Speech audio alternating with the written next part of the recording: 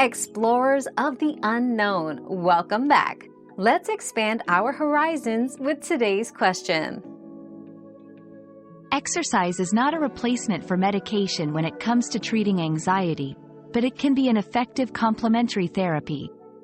Regular physical activity boosts endorphins, the body's feel-good neurotransmitters, and can reduce symptoms of anxiety and depression over time.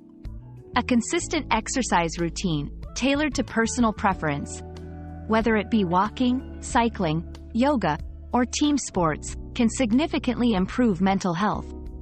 However, for individuals with severe anxiety, it's crucial to consult healthcare providers to create a balanced treatment plan that may include both medication and exercise.